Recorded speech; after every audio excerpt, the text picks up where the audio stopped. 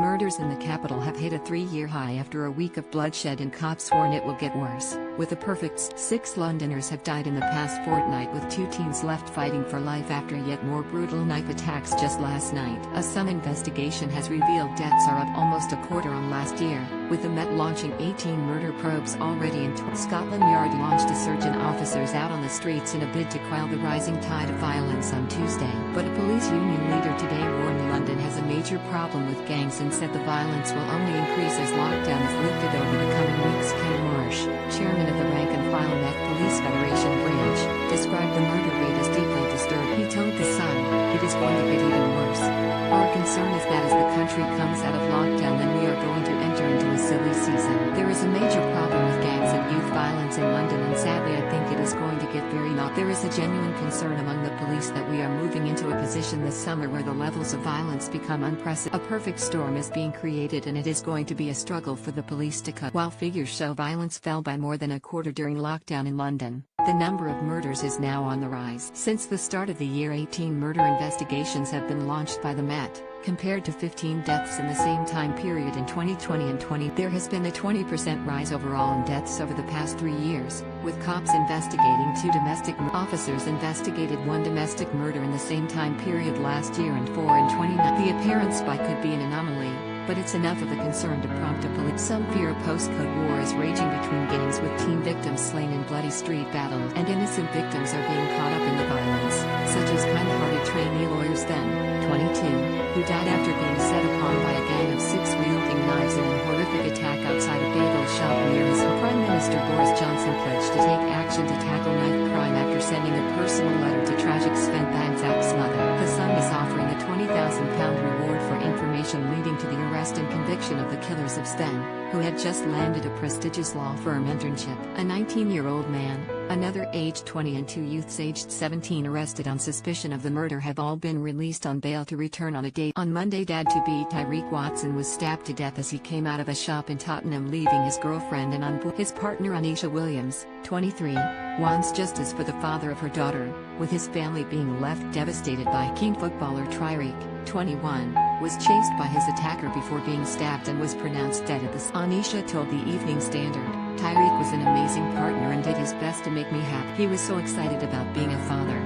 Not only do his family and I need justice, but so does our unborn." Mr. Marsh said, "A lot of youths have been unable to work, have had their personal freedoms taken away, and they are the forgotten generation, and I think we are starting to see their anger unfold with extreme violence." Tony Wyatt, Associate Counsel at Human Law, added, "The reason that violent crime has gone up is that there are no longer consequences to most violence. The police do not have the funding, the resources, the manpower to investigate it properly, and the CPS do not have the funding or the resources or the manpower to prosecute it properly. If you are arrested for it, there's a good chance you won't be prosecuted because of the CPS situation. If you are prosecuted, there's a good chance you won't come to court for maybe 3 years because of the court. The older programs that used to be offered that would keep children off the streets are no. You're putting children in an environment where they're going to be inevitably drawn to and influenced by bad influence. They're going to be drawn to gangs, they're going to be drawn to crime, because what else? I mean, not all of them, but so many more of them. And so you've taken away the things that might keep people on the straight and narrow." Domestic killings have also been on the rise during lockdown, as figures from the Met show there were 22 domestic homicides in 2020, up from 16 in 2019, with 12 children being killed in 2020 and 7 in 20. Cops last night were also investigating 2 separate stabbings which left 2 teenagers fighting for their lives within an hour of the A 16-year-old boy was rushed to hospital, where he remains in a serious but stable condition, after being attacked in broad daylight. A second incident at noon 40 minutes later left a 19-year-old also in a critical condition after being stabbed. Romari Uopia, 15, became the capital's youngest victim after he was knifed to death on the way to a fish and chips shop on January 25. Tyreke Watson, 16, is this year's second youngest victim and was stabbed to death after thugs drove a car at him in Wembley, northwest London, at 11:30 p.m. on February 18. Mayor of London Sadiq Khan has announced plans to have officers stationed outside of London schools in an attempt to curb the violence. Commander Jane Connors, the Met's violence lead, said, "We are ready and prepared to deal with any potential violence that may become apparent as the lockdown restrictions ease. This operational activity already places us on the front foot to prevent any emerging incidents of violence. This surge activity gives officers the ability to assess intelligence and identify certain areas to officers will then be deployed to these locations to focus on deterring these crimes and making communities feel safer. Our presence will be noticed. You will see officers on the streets carrying out a range of activity. This will also include the prevention of crime with reassuring the public at the forefront of officers' minds whilst carrying out. We want to hear from anyone who may have information that can protect. London is heading for a perfect storm of violence and trouble. Ken Marsh, chairman of the rank-and-file Met Police Federation branch, has warned that the capital is headed for extreme violence on the streets. He said, "It is going to get even worse. Our concern is that as the country comes out of lockdown, then we are going to enter into a silly. There is a major problem with gangs and youth violence in London, and sadly I think it is going to get very not. There is a genuine concern among the police that we are moving into a position this summer where the levels of violence become unprecedented. A lot of youths have been unable to work,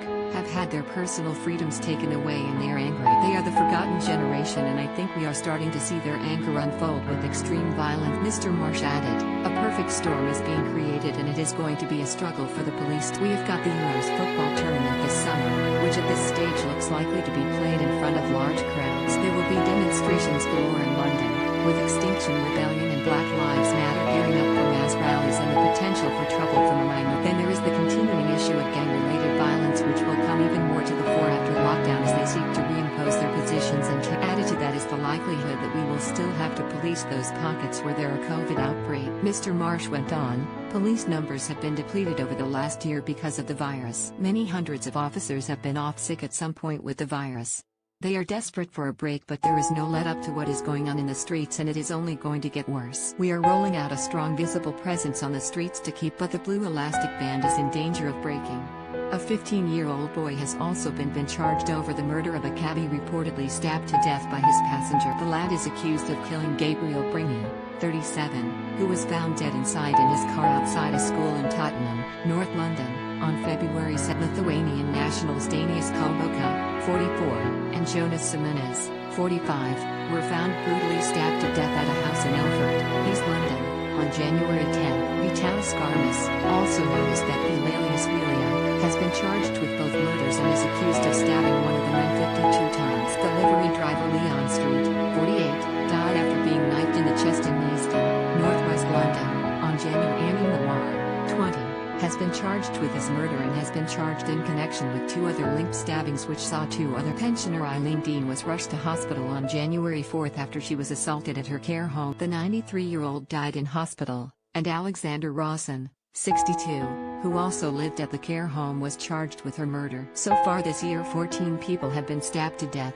with 4 teenagers all being killed with a blade in the capital. Kieran Harris, project manager for the Wickers charity who work with youths in East London to reduce gang-related crime, believes that more needs to be done to help those falling in. He told The Sun, "I think the surge has a lot to do with confinement. Everybody's been confined to their flats. It's built up frustration. Lockdown is going to finish, everyone will be going out enjoying the sun, having a drink and letting them to top that off. At the moment you're stuck inside with everyone on social media sending messages, sending verbal abuse to whine people. When you do get let out of lockdown, you're going to see, oh, that's the person who made the comment about my mate. Social media is too wide open and people need to be held responsible. I can see it happening. People are going to be finding out where people are and you're going to be seeing revenge. I do think that it could have been prevented a lot more." Officers have previously praised the springtime restrictions for helping to curb gang activity, as less people were on the street, but are now fearing a backlash as the country looks. It comes as the Metropolitan Police have pledged to have more officers on the streets as lockdown eases in an attempt to reassure. Commander Dave McLaren said, "Any life which is lost through violence in London is a tragedy and simply one too. We know the traumatic and devastating impact these crimes have on victims' families and friends, and that remains at the very center of why we do.